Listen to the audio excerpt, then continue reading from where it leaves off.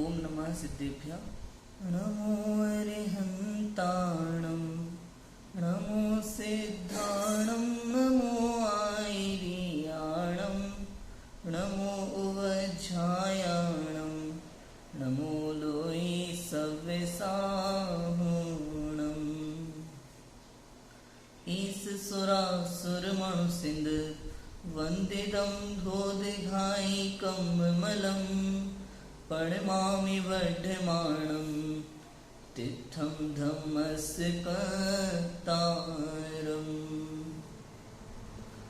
कलिकाल सर्वज्ञ आचार्य कुंद देव द्वारा विरचित यह प्रवचन सार नामक परमागम हमारे सामने विराजमान है। प्रथम अधिकार ज्ञान तत्व प्रज्ञापन अधिकार पर हम गुरुदेव श्री के मंगल प्रवचन सुन रहे थे। गाथा नंबर 35 और 36 पर हमने गुरुदेव श्री के व्याख्यान सुने। एक ही चर्चा चल रही है, गाथा 34, 35, 36।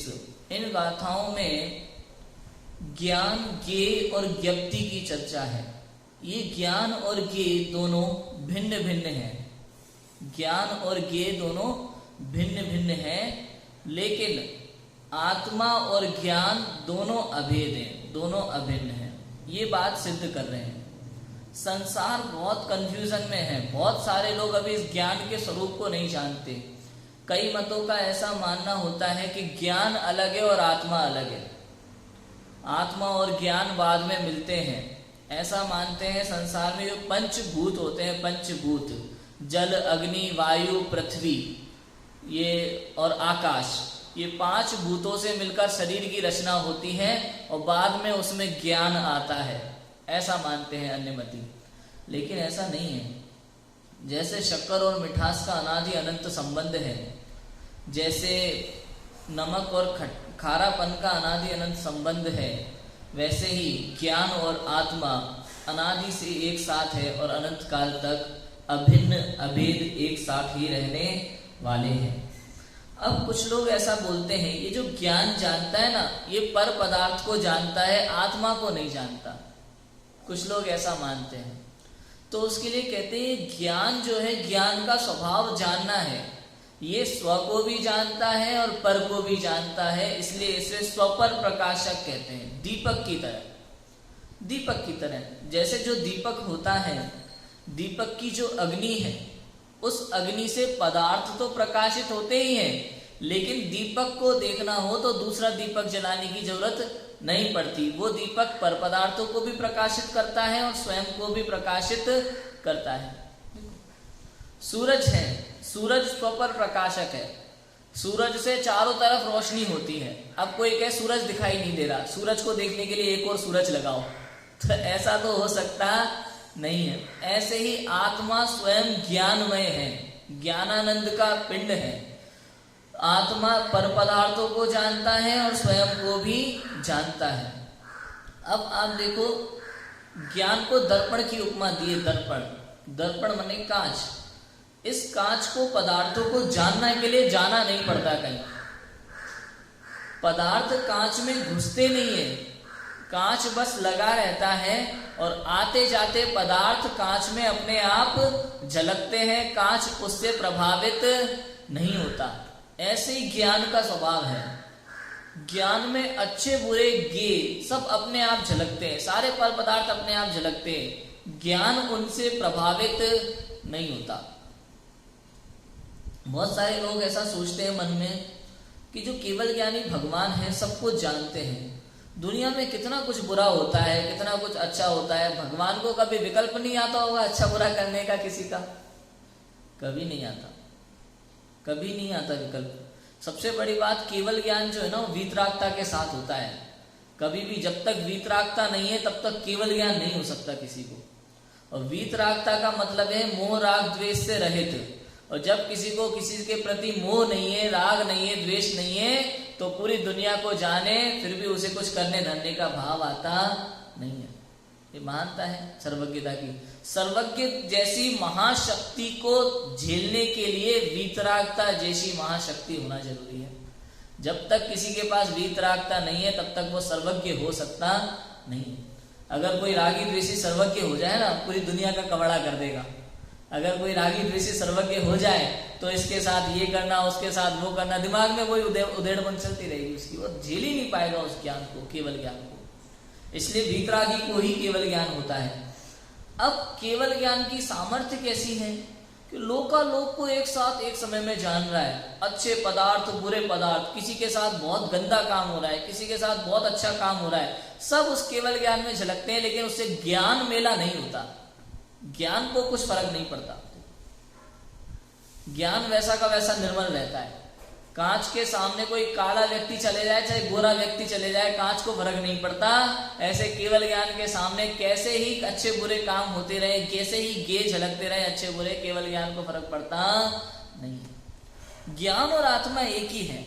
अभी महत्वपूर्ण बात क्या है, कुछ लोगों को ऐसा लगता है ज्ञान अगर पदार्थ को जाने तो पदार्थ से ज्ञान होता है, ऐसा मत है कि पदार्थ से ज्ञान होता है। अब जैसे मान लो वो उदाहरण देते हैं कि ज्ञान ने इस मोबाइल के कवर को जाना, तो इस अगर ये नहीं होता तो नहीं जान पाता ना, इसका मतलब इसकी वजह से ज्ञान हुआ, कि ऐसा नहीं है। ज्ञान का स्वभाव जानना है, ये हो या ना हो, कुछ और पदार्थ हो या ना हो, ज्ञान की सामर्थ्य कम नहीं होती, उसका स्वभाव कम नहीं होता। और वास्तव में ज्ञान परद्रव्य को परद्रव्य से नहीं जानता, ज्ञान परद्रव्य को ज्ञान से ही जानता है। और वो कैसे?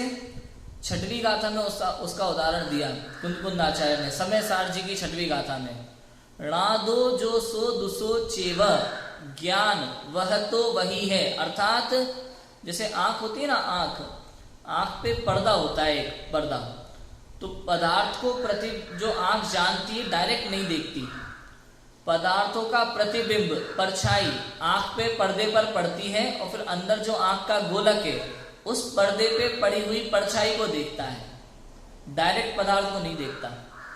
ऐसे ही ज्ञान, ये पदार्थ जो है, पदार्थों का प्रतिबिंब हमारे ज्ञान में पड़ता है। जब पदार्थों का प्रतिबिंब ज्ञान में पड़ता है तो ज्ञान उस प्रतिबिंब को जानता है।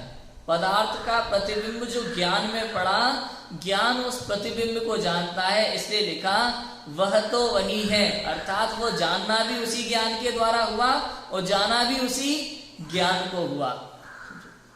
ज्ञान ज्ञान को ही जानता है, पर को नहीं जानता, ऐसा कथन आता है एक अपेक्षा से। वो पर द्रव्यों का प्रतिबिंब ज्ञान में पड़ता है और ज्ञान ज्ञान को ही जानता है। आत्मा आत्मा को ही जानता है, अपने को ही जानता है, अपने में ही मस्त रहता है। केवल ज्ञान में ऐसा ही होता है, सारे पर पदार्थ ये झलक रहे हैं केवल ज्ञान में, लेकिन ज्ञान तो ज्ञान में मस्त है। ज्ञान ज्ञान को ही जानता है, पर पदार्थों से उसका कोई लेना देना नहीं, ऐसा होता है। ज्ञान और आत्मा अनादि से अभेद है, एक है, कभी भिन्न भिन्न हुए नहीं। हमारे कहने में, व्यवहार में ऐसी वाणी आ जाती है, हम लोग कहते जरूर है। जैसे हमने कहा देवदत्त हंसिए से कार्य करता है, कल गुरुदेव श्री ने उदाहरण दिया था ये वाला। कोई देवदत्त नाम का व्यक्ति हंसिया, जो घास काटने में काम आता है, हंसिया, उससे अपना कार्य करता है। ऐसे ही कोई कहे आत्मा ज्ञान से जानता है, तो ऐसा नहीं, क्योंकि देवदत्त अलग है और हंसिया अलग है, लेकिन आत्मा और ज्ञान एक ही है। इसलिए आत्मा ज्ञान से नहीं जानता, ज्ञान ज्ञान से जानता है, आत्मा आत्मा से जानता है, और ज्ञान और आत्मा एक है, अलग अलग नहीं है। ये बात यहाँ सिद्ध करना चाह रहे हैं।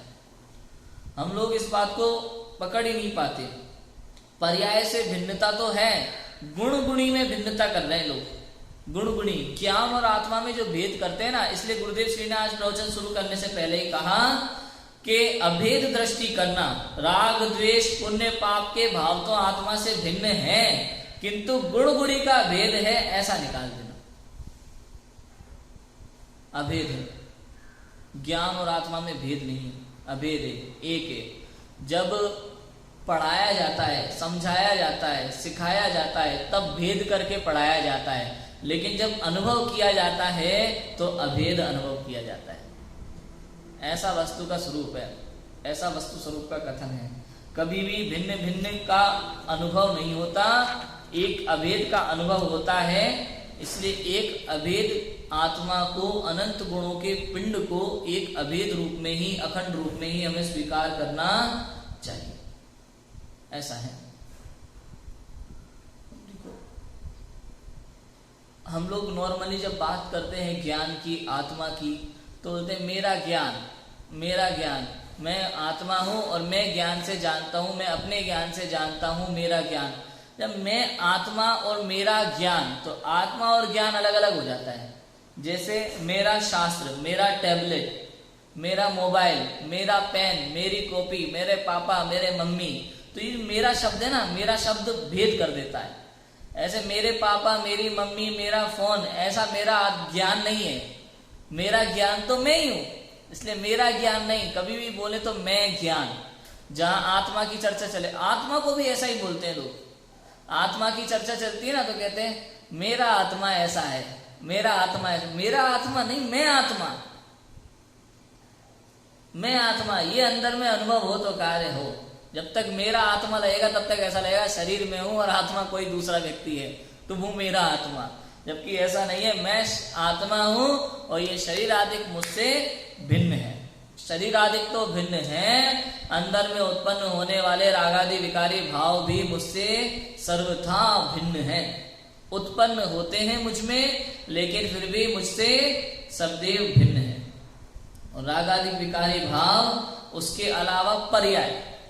आज जो 36वीं गाथा में विशेष रूप से बात आई है, वो बात आई है पर्याय की, कि जो पर्याय है, ज्ञान की पर्याय, वो उत्पन्न किस में से होती है? द्रव्य में से उत्पन्न होती है या पर्याय से उत्पन्न होती है? ये प्रश्न है।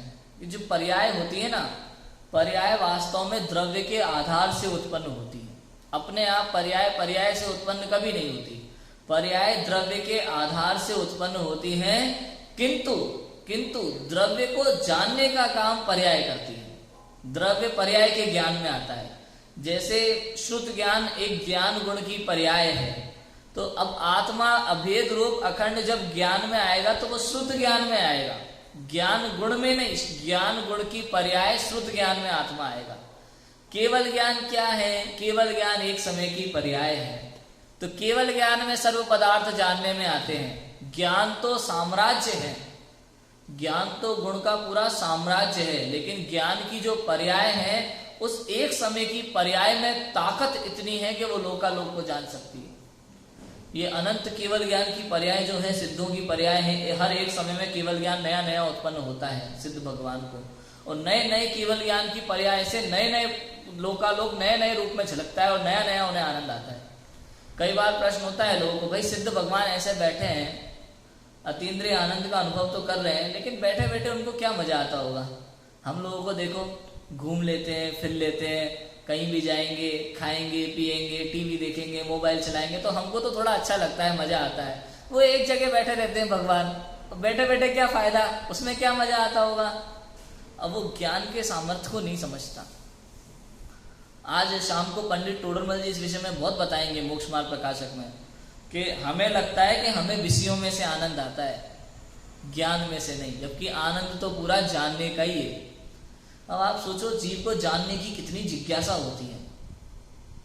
कुछ पता ना चले तो दुखी होता है।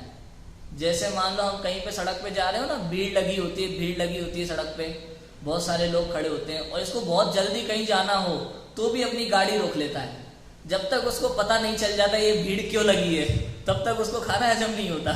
पूछ के आएगा, 4 लोगों से पूछेगा क्या हुआ, किसने किसके क्या बोल दिया पूरी, और साथ में अपना ज्ञान भी दे के आएगा, जबकि उसका उस पूरे झगड़े से कोई लेना देना नहीं था, लेकिन उसको पूरी जानकारी चाहिए होती है। ऐसे लोग हैं, इनको जानने की जिज्ञासा, और नहीं जानने मिलता दुख होता है। इच्छा तो है लोकालोक को जानने की जीव को, लेकिन क्षयोपशम के कारण से, ज्ञानावरण दर्शनावरण कर्म के उदय से नहीं जान पाता और दुखी होता है। ऐसा ये जीव का स्वरूप है। ये अनंत ज्ञान स्वरूप ये आत्मा है, अनंत सुख स्वरूप ये आत्मा है। इस ज्ञान और सुख के आनंद को तो वो नहीं समझता, पर पदार्थों में सुख खोजता है, यही इसके दुख का मूल कारण है। एक समय की पर्याय में ताकत है कि लोकालोक को जानने का आनंद ले सकती हो। एक समय की केवल ज्ञान पर्याय में इतनी ताकत है, लेकिन इसको उस केवल ज्ञान पर्याय की ताकत, उसकी खबर तो हो भी जाती है, लेकिन वो केवल ज्ञान पर्याय जिस द्रव्य के आधार से उत्पन्न होती है, उस द्रव्य से इस जीव को कोई लेना देना नहीं है। आप सोचो क्या होता है। हम अगर किसी व्यक्ति से कहे ना, गुरुदेव श्री किसी व्यक्ति से कहे तुम परमात्मा छो, तुम ज्ञान स्वरूप छो, तुम्हारे अंदर अनंत ज्ञान है, लेकिन उसको स्वीकार नहीं होता। उस ज्ञान की अपने अनंत ज्ञान की महिमा नहीं आती, ज्ञान गुण की महिमा नहीं आती, लेकिन मंदिर में अनंत भगवान के सामने उनके केवल ज्ञान की महिमा आती है। जीव को अपने ज्ञान साम्राज्य की महिमा नहीं आती, लेकिन केवल ज्ञान की महिमा आ जाती है। अब उसके लिए कहते हैं भाई केवल ज्ञान क्या है। केवल ज्ञान अपने ही ज्ञान गुण में से उत्पन्न हुआ एक समय की पर्याय है, मुझ में से प्रति समय उत्पन्न हो रही है। इसके लिए उदाहरण देते हैं, दो व्यक्तियों से पूछो भाई आपको 1 करोड़ रुपए चाहिए या ऐसी मशीन चाहिए जो रोज 1 करोड़ रुपए लाके दे, आपको 1 करोड़ रुपए बना के दे, तो हमारी नजर तुरंत मशीन में जाती है। लौकिक में तो पूरा अच्छे से समझते हैं हम पूरा कि भाई 1 करोड़ रुपए लेना है या वो मशीन लेना है जो रोज 1 करोड़ रुपए देगी हमें। तो यहाँ तो हमारी नजर मशीन पे जाती है कि मशीन चाहिए, 1 करोड़ रुपए नहीं चाहिए, इससे तो रोज 1 करोड़ मिलेंगे। ऐसे हमारे बाहर यहाँ केवल ज्ञानी भगवान की तो महिमा आ रही है कि इनके पास केवल ज्ञान है, लेकिन वो केवल ज्ञान जो है वो एक समय का केवल ज्ञान, एक समय की केवल ज्ञान पर्याय मुझ में से ही उत्पन्न होती है, उस ज्ञान गुण में से उत्पन्न होती है। वो ज्ञान गुण का साम्राज्य ऑलरेडी मेरे पास है, अपने उस ज्ञान गुण के साम्राज्य की महिमा नहीं आती। अज्ञानी जीव की ऐसी दशा है। ये ज्ञान, ज्ञेय और ज्ञप्ति। अब ये ज्ञप्ति मानी जो जानने की क्रिया है ना, वो ज्ञान में ही होती है। जानने की क्रिया के विषय में लोगों को लगता है जैसे पदार्थ को जाना, तो पदार्थ को जानने में जो क्रिया हुई ना वो पदार्थ में हुई, जबकि वो क्रिया पदार्थ में नहीं हुई। जानने की क्रिया केवल ज्ञान में होती है, पदार्थ से उसका कोई लेना देना नहीं है। पदार्थ स्वयं में झलकते हैं। अब इसमें भी वस्तु की स्वतंत्रता है अलग अलग। वस्तु के अंदर ऐसी सामर्थ्य है कि उसमें प्रमेयत्व नाम का गुण है। प्रमेयत्व नाम का गुण माने किसी जिस द्रव्य में ऐसी शक्ति पाई जाए जो किसी ना किसी के ज्ञान में अवश्य आती है, उसका नाम प्रमेयत्व नाम का गुण है। कोई ना कोई इसे जान सकता है। प्रमेयत्व जानने योग्य, इसका नाम ज्ञेय है। इसमें प्रमेयत्व शक्ति है हर पदार्थ में। और मैं हूं ज्ञान स्वरूप, मेरा काम है जानना, इनका काम है जानने में आना। प्रत्येक वस्तु स्वतंत्र है, एक दूसरे का कोई लेना देना है ही नहीं। अब कोई कहे कि ज्ञान हो तो ये जानने में आएगा, और कोई कहे ज्ञेय हो तो ज्ञान जानेगा, तो ऐसा नहीं है। ज्ञान हो ना हो कहीं पे इनका तो काम है जानने में आना। इनका काम क्या है? जानने में आना। और ऐसे ही कहीं ज्ञेय दिखे ना दिखे, ज्ञान की शक्ति अपनी पूरी काम करती करती। ऐसा है। लोग इस बात को स्वीकार करना बड़ा मुश्किल पड़ता है। जब पदार्थ सामने नहीं है तो जानना कैसे हुआ? हुआ, जानने की शक्ति है इसलिए जानना हुआ। अब वो कैसे, वो भी देखो आप। मान लो किसी व्यक्ति में 10 लीटर की बाल्टी उठाने की शक्ति है, वो उठा सकता है 10 लीटर की बाल्टी, उसमें ताकत है। लेकिन अभी केवल 5 लीटर पानी की जरूरत है, तो वो 5 लीटर की बाल्टी उठा रहा है। इसका मतलब ये नहीं है कि वो 10 लीटर की नहीं उठा सकता। उसके अंदर ताकत तो पूरी है। अब 10 लीटर की बाल्टी हो तो ही वो 10 लीटर की बाल्टी उठा पाएगा, ऐसा नहीं है। अगर आज 10 लीटर की बाल्टी अभी सामने हो तो ताकत तो उसमें वैसी की वैसी है ही। मतलब उस पानी से उस शक्ति का कोई लेना देना नहीं है। ऐसे ही कोई कहे पदार्थ हो तो ही ज्ञान जानेगा, ऐसा नहीं है। ज्ञान की शक्ति तो पूरी है, पदार्थ हो चाहे ना हो।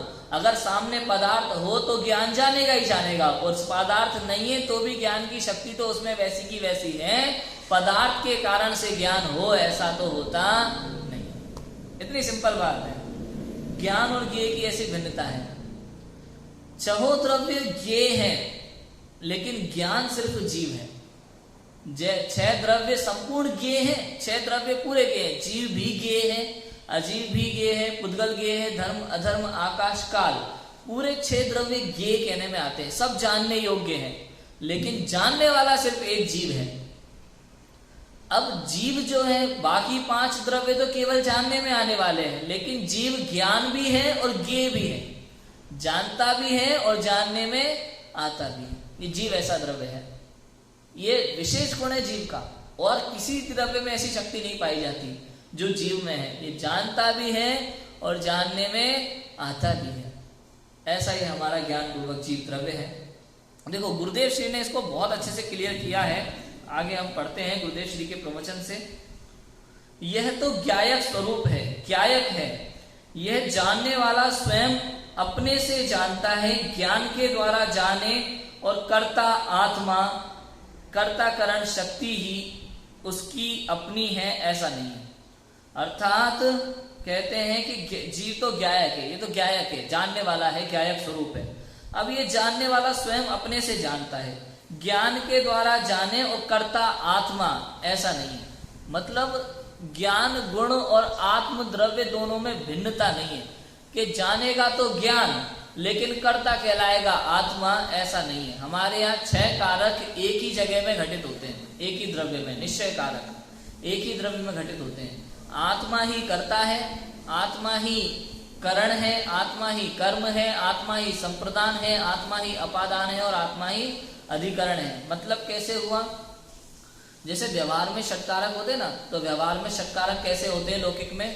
कर्ता माने करने वाला, कर्म माने जिस कार्य को किया जाए वो कर्म, करण माने जिस साधन से किया जाए वो करण, और संप्रदान माने जिसके लिए किया जाए वो संप्रदान, अपादान माने जिसमें से किया जाए वो अपादान, और अधिकरण माने जिस आधार से किया जाए वो अधिकरण। ऐसे 6 कारक चलते हैं, संस्कृत में चलते हैं 6 कारक, और अपने जैन दर्शन में भी निश्चय व्यवहार दोनों 6 कारक की चर्चा की।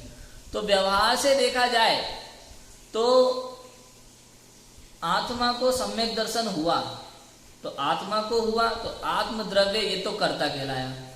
और कर्म देखेंगे तो उसने किया सम्यक दर्शन, तो सम्यक दर्शन उसका कर्म हो गया, ठीक है। अब करण देखेंगे तो आत्मा ने सम्यक दर्शन कैसे किया? भाई 2 कारण हो सकते हैं, एक उत्पादन और एक निमित्त। तो निमित्त कारण को ले लेते, भाई सिंह को जो मुनिराजों ने उपदेश दिया था तो उनके उपदेश से सम्यक दर्शन हो गया, तो करण ऐसा हो गया। ये सब व्यवहार कारक है, व्यवहार में ऐसे कथन कहे जाते हैं। संप्रदान के भाई सम्यक दर्शन किसके लिए किया था?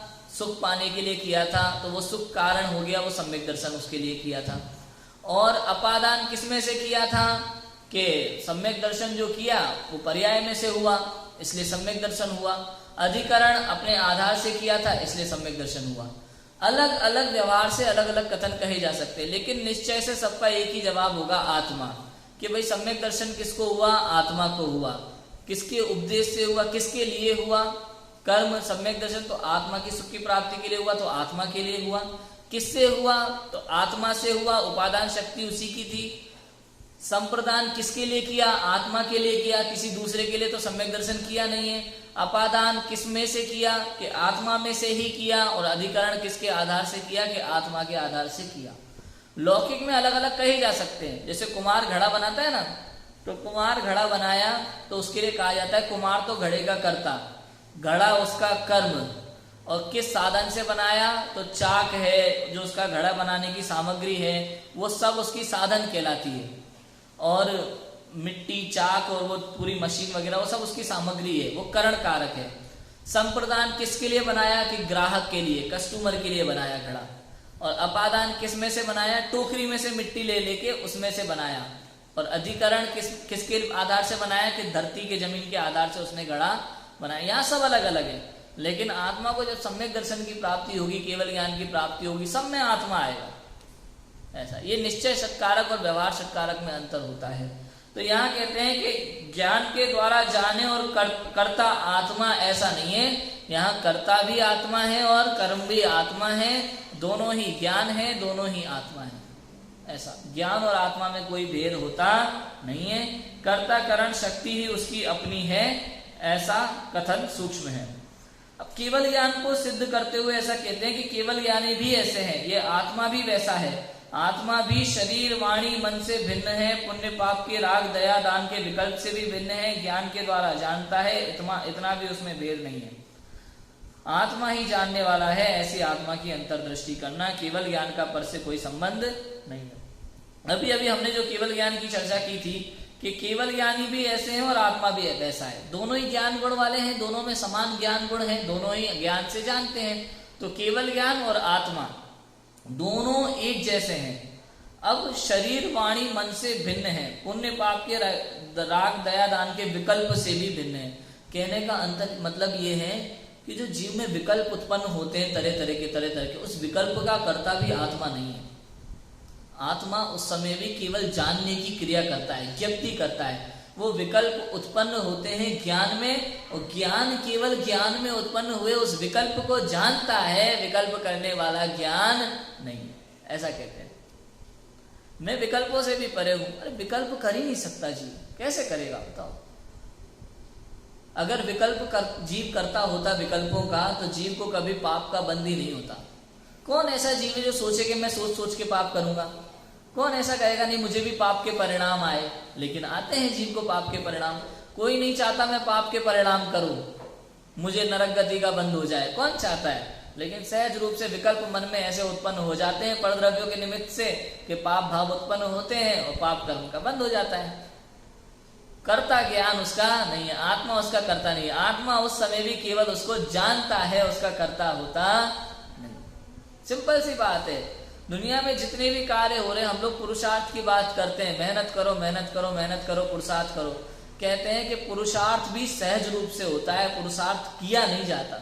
हमारे यहाँ पुरुषार्थ कभी हमारे यहाँ किया नहीं जाता, सहज होता है। अगर पुरुषार्थ किया जा सकता तो कोई भी कभी भी कर सकता था, किसी भी समय कर सकता था। अगर पुरुषार्थ किया जा सकता था तो मारीची को 24वां नहीं बनना पड़ता तीर्थंकर, 1-2 भाव में वही कर लेता। आदिनाथ, भरत, बाहुबली जैसे महान पुरुषों के उपदेश से हो सकता है 2-3 भाव बाद मोक्ष चला जाए, उसको कुछ ऐसा उपदेश दे देते, लेकिन ऐसा पॉसिबल ही नहीं था। जो कार्य जिस समय में, जिस क्षेत्र में, जिस निमित्त से होना होता है, वो कार्य उसी समय, उसी निमित्त से, उसी क्षेत्र में होता है। ये चिन्ह शासन का कथन है, ऐसा हमारा चिन्ह शासन है।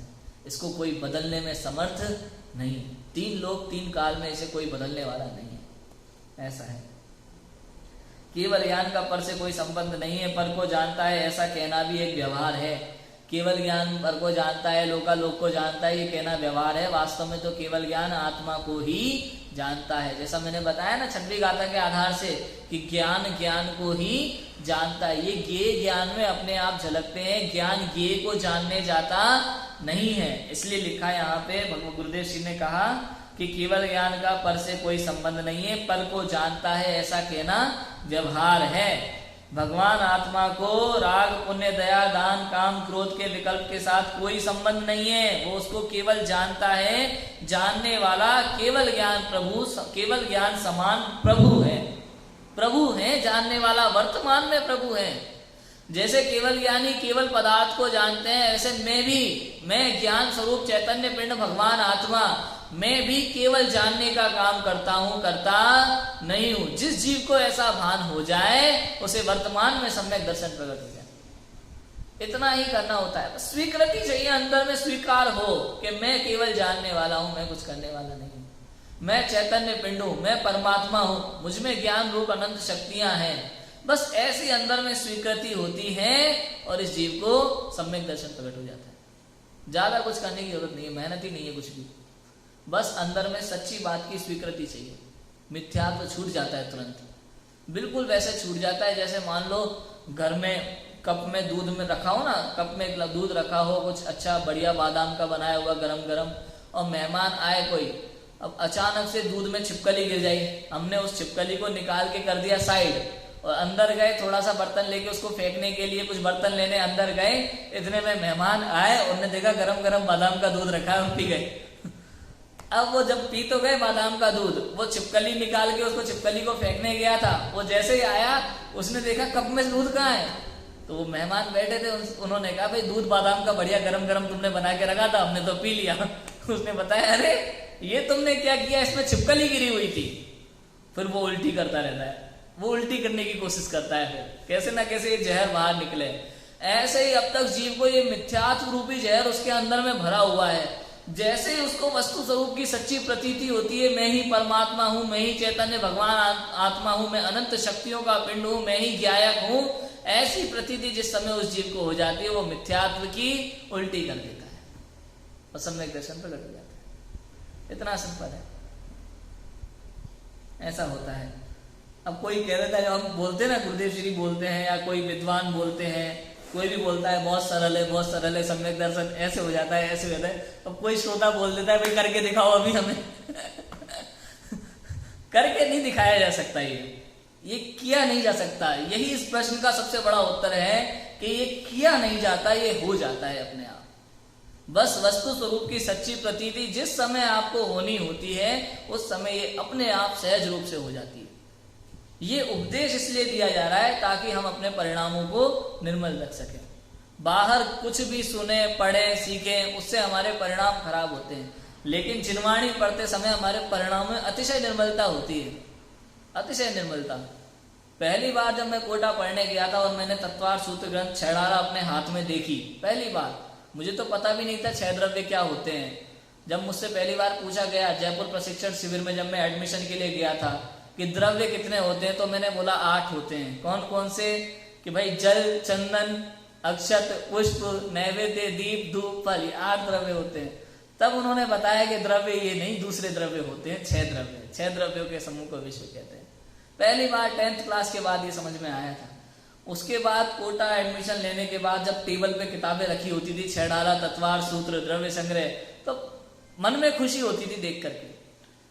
पहली बार पहली कक्षा में जब हमें पढ़ाया गया कोटा में, 3 भुवन में सार वीतराग विज्ञानता, शिव स्वरूप शिव का नमो त्रियोग समालिके, वो एक अलग ही आनंद होता है। ऐसा लगा कि आज तक 10th क्लास तक जो हमने पढ़ाई की टोटल वेस्ट, उसमें कुछ था ही नहीं पढ़ने लायक। आज पहली बार ये एक छंद पढ़ के ऐसा लग रहा है कि आज मैंने कुछ पढ़ा है, कि 3 लोक में सार वीतराग विज्ञानता, पूरे 3 लोक में यदि सारभूत कुछ है तो ये वीतरागता और विज्ञानता है, इसके अलावा कुछ भी नहीं। ऐसा ही हमारा जैन दर्शन है ना, महान जैन दर्शन है। जिसको एक बार इसकी रुचि लग जाए ना, उसको फिर दुनिया में किसी और चीज की रुचि होती नहीं है, और निश्चित रूप से उसको आत्म कल्याण होना निश्चित है। इसलिए पद्मनंदी आचार्य ने लिखा, क्या लिखा? भावी निर्वाण भाजनम, कि जो भव्य जीव है, जो आत्मा की बात सुनता भी है, वो अल्प काल में मोक्ष जाने वाला है, अल्प काल में वो निर्वाण को प्राप्त करेगा। तत्प्रति प्रीति चित्तेन येन वार्तापि ही श्रुता निश्चितम स भवेद भव्यो भावे निर्वाण भाजनम। जो प्रीति पूर्वक जिनवाणी को सुनता है, आत्मा की बात सुनता है, केवल सुनता है, वो निश्चित रूप से अल्प काल में मोक्ष जाने वाला है। ये हम सबका मोक्ष का कंफर्मेशन है, टिकट एकदम कंफर्म टिकट दे दिया आचार्य पद्मनंदी ने। यदि आप आत्म कल्याण की रुचि से जिनवाणी सुनते हो ना, तो बस चिंता मत करो, जल्दी मोक्ष जाओगे। इस भाव में नहीं तो अगले भाव में, अगले भाव में नहीं तो उसके अगले भाव में, लेकिन आप पक्का मोक्ष जाओगे, क्योंकि आपको आत्मा की रुचि लग चुकी है। ऐसा इसका कथन है। तो यहाँ पे हमने निश्चय किया, ज्ञान को ही जानता है, और जैसा केवल ज्ञान है वैसा ही मेरा ज्ञान है। जैसे केवल ज्ञान में प्रभु ज्ञान के द्वारा सब कुछ जानते हैं, लोकालोक को जानते हैं, ऐसी ही ज्ञान शक्ति मुझ में है। पर पदार्थों से जैसे केवल ज्ञान का कोई संबंध नहीं है, ऐसे मेरा भी पर पदार्थों से कोई संबंध नहीं है। केवल ज्ञान में भी अनंत सुख प्रकट होता है, ऐसे ही मेरे अंदर भी अनंत सुख है। यदि मैं अपने ज्ञायक स्वभाव की दृष्टि रखूं तो मुझ में भी अनंत सुख प्रकट होगा। हम सभी अपने ज्ञायक स्वभाव की दृष्टि करें और अनंत सुख प्रकट करें। इसी मंगल भावना से अभी की बात को विराम देते हैं। ओम नमः सिद्धिभ्यो।